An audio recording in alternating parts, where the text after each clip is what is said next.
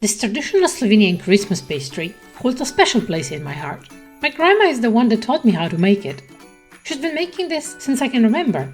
It's, just something about this rich brioche-like dough and the sweet filling spread inside. Let me show you how to make it. It's a bit more of a lengthy process, so sit back, relax, and let's get started.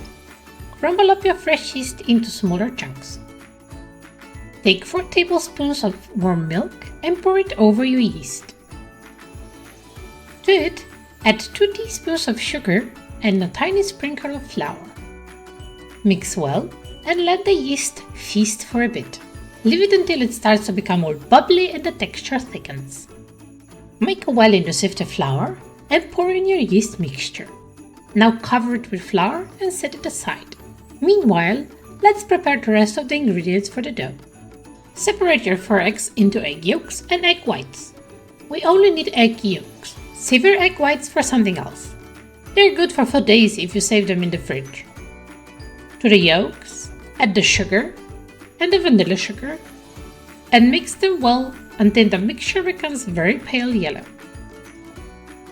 You will be able to draw a number 8 with it if you lift your mixer. Now add rum and mix it. If you don't want any alcohol in it or you don't like the taste of rum, you can skip it. Add in your lemon zest and mix everything well. Now that your yeast had a nice nap, we should wake it up again. Mix it well with the flour. To the warm milk, add a pinch of salt and leave it there to dissolve.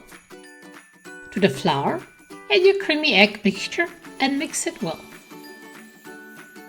Now it's time to start adding your salty milk. Make sure you're adding your milk in small increments. Each time you add some milk, make sure you mix well. Once you've added all your milk, you will be left with a very shaggy and sticky dough. The last thing we need to do is add our melted butter. This will be somewhat a tricky part, but a very fun one. Add your melted butter in small batches. You might not need to use all of it. It really depends on how dry your flour was and how humid your kitchen is.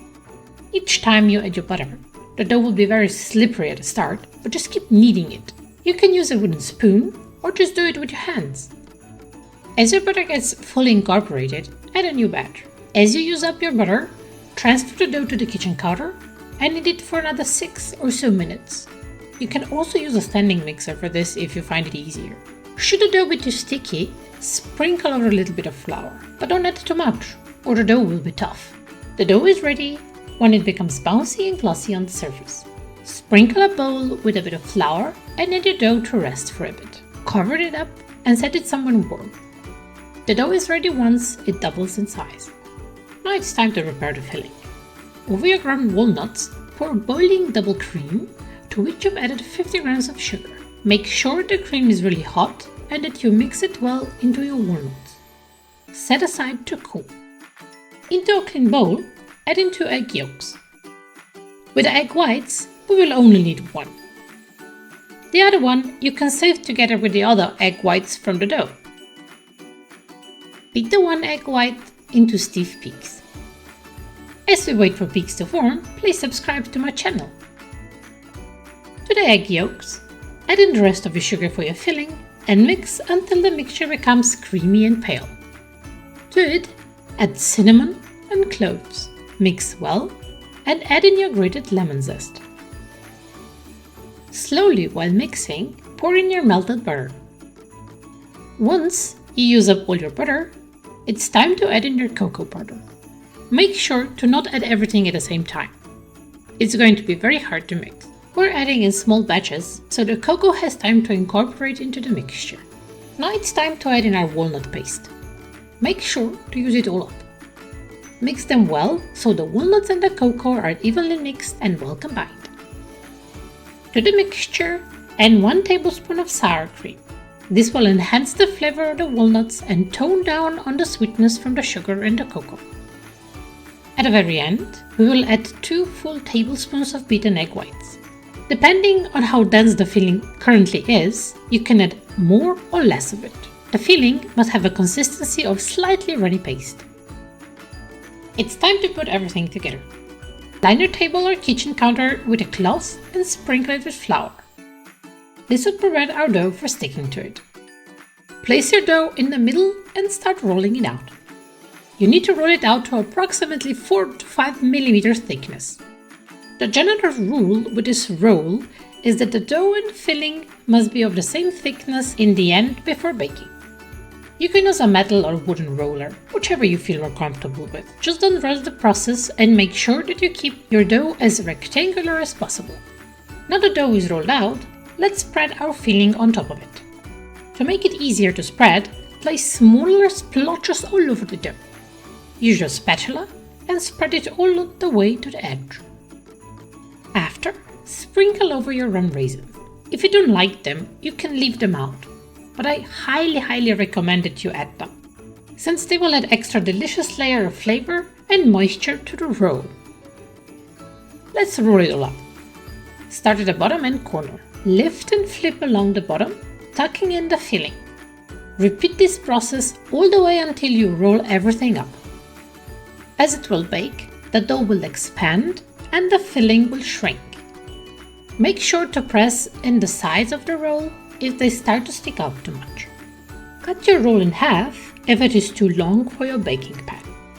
It's better to place your roll in the high baking pan as in the flat ones.